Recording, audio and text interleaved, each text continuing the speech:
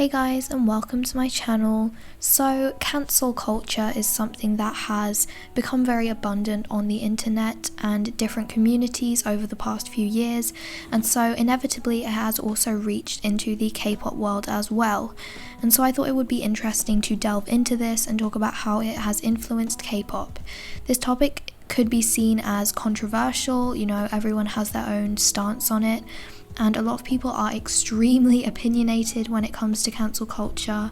But the purpose of this series, K-pop Focus, is to look at K-pop related questions from different perspectives and try to understand both sides of the story before coming to a conclusion. However, obviously this does involve my opinions, so I do need to add a disclaimer. I'm not necessarily right with everything I say, so please do take this video with a grain of salt. If you disagree with anything that I say, that is absolutely fine. Just leave a comment down below and don't bully me for it. Thanks. Anyway, without further ado, let's just get into it. Since I'm going to be looking at the good, the bad, and the ugly, I thought it would be fitting to start with the good. The main thing that's good about cancel culture in K-pop is that it actually means that idols are held accountable for their wrongdoings. The K-pop industry seems to put a huge emphasis on the idea of perfection, and it is very rare that we get to see the bad or imperfect sides to certain idols and groups. This obsession with flawlessness has fed into the delusions of certain fans that their faves are saints and that they cannot do wrong. And so when their faves actually do something wrong, their immediate instinct is to defend them and try to find a loophole in their scandal. Because their faves would never do anything like that, there must be a misunderstanding. So in a way, cancel culture has helped to quieten down these kind of fans and ensure that idols do actually receive backlash when they're in the wrong. An incident in which I think that cancel culture was used effectively would be the situation with Jimin from AOA. Most of you will already know what happened, but if not, basically her former member Mina made a post talking about how Jimin had been bullying her for the past 10 years. As the leader of the group, Jimin showed Mina absolutely no support throughout the years that they were a group together, and she would get angry at her for being upset when her father passed away, and the bullying got to the point where it was having a very severe, destructive impact on Mina. Now obviously this situation isn't about cancelling anyone or drama, as it is a serious situation, but I do think that cancel culture contributed to the way that Jimin was immediately deplatformed, which is good since the situation proved her to be just a genuinely horrible person that does not deserve anyone's sympathy. Another thing that I would say is good about cancel culture is that it helps to educate other people on what is right and wrong. When an idol, or anyone for that matter, does something wrong and they get cancelled for it, it means that people around them, be it fans, other idols, or just anyone who knows about the situation, will see that the person gets backlash for doing what they did, and in turn will learn that doing the thing that the idol did is wrong, and so it will prevent others from following in the idol's footsteps. So yeah, there are some positives to cancel culture, but there are obviously a lot of negatives as well, which will bring me to the next section of this video. The first negative of cancel culture in K-pop would be that it is often used in situations where it really is not necessary, and I'm often seeing idols get cancelled for really ridiculous reasons. When I think of this, Nancy from momoland is the first person who comes to mind. I'm not even a momoland stan, but the amount of hate that this group and specifically Nancy gets is so baffling and stupid to me. So to sum it all up, basically Nancy was cancelled by K-pop stans because at an award show, Blackpink won an award, and it can be seen that Nancy is supposedly glaring at them in the background, and toxic blinks immediately jumped to the assumption that she hates Blackpink, that she was glaring at them because she was jealous of them, when it was much more likely that she was just tired or spacing out or just did not feel well. Like, you literally don't have a scrap of evidence that would imply that she's a Blackpink anti. And in fact, she has literally said that she admires and looks up to Jennie, and her as well as the other members of momoland were literally jamming to Playing with Fire on a V Live.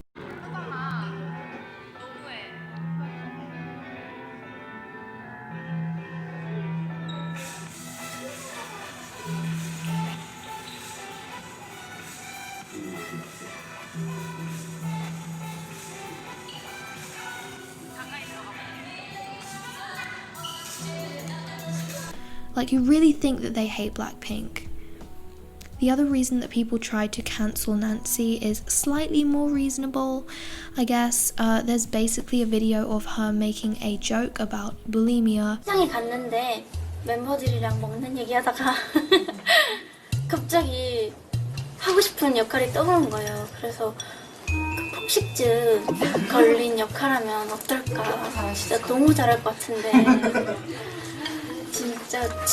정말 잘할 것 같다고 생각했어요. And obviously that is not okay in the slightest. Like, eating disorders are very, very serious things that people suffer from, and it is very, very ignorant and insensitive to make jokes about them. But the thing is, Nancy was 14 years old in the video where she made that joke, and you know, I know a lot of people, like myself included, would not do what she did at 14 years old, but in general, people that age do tend to be a bit more immature and they don't think before they speak. So I'm sure that Nancy has grown as a person since then. Like, I'm sure she wouldn't make that same joke today. If she had made this joke in recent times, then I would obviously be less lenient towards her. But trying to cancel her for an insensitive joke that she made at the age of 14 is a bit unreasonable in my opinion. Another negative is that people try to cancel idols without even knowing the full context to the situation. Jennie from Blackpink comes to mind when I think of this. There was a period of time in 2018 where Jennie appeared as if she was putting no effort into her performances, which became labelled as her quote-unquote lazy dancing scandal.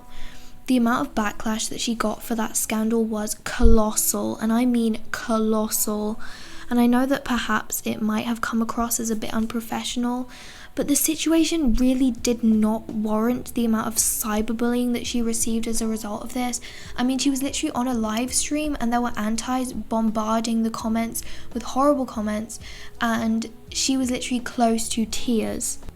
And many people didn't even stop to think that perhaps there was another side to the story, that maybe she felt sick during those performances or she was injured. People tore her to shreds, and it is horrible to witness. Anyway, this year YG revealed that she actually had a leg injury during that time, which made it difficult for her to dance with full energy. And yes, it is partly YG's fault for taking 2 years to tell us this, but the antis are still responsible for the horrible way that they treated Jennie. Leah from ITZY had a similar situation in which she had a leg injury and was accused of lazy dancing, even though, like, when I actually watched the clips in which she's supposed to be quote-unquote lazy dancing, like, she is dancing with adequate energy. Like, I don't really understand where people got this "oh, she's lazy" idea from. Another flaw of cancel culture is that many fans don't actually care about the issues at hand and only care about cancelling the idols that they don't like. A lot of fans are just way too trigger happy and are just waiting for the idols and groups that they dislike to mess up, and will then take advantage of that situation to just send further hate to them. There's also a lack of consistency, because some idols will get cancelled for things while others who do the exact same thing will get away with it without any repercussions. A lot of double standards and personal biases come into play here.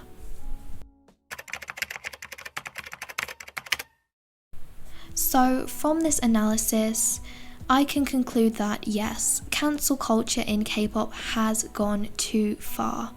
It has gone beyond just holding idols accountable for things that they have done wrong and deplatforming idols who consistently mess up or do something disgusting or unforgivable. Instead, cancel culture has begun to prey on idols who really do not deserve to be cancelled, and antis of certain groups have started to take advantage of that and using it as a weapon against people who are basically innocent. Yes, there are positives to cancel culture, as I said, but in my opinion it is being used in ways that just aren't appropriate, and that is something that needs to change about the K-pop community. So what are your thoughts on cancel culture in K-pop? Do you think it's something necessary, or does it just cause more problems than good? Let me know what you think in the comment section down below, and if you disagree with anything that I say in this video, I would actually be very interested to hear about it. It would be great if we could get some debates going. As always, thank you so much for watching, and I will see you guys next time. Bye!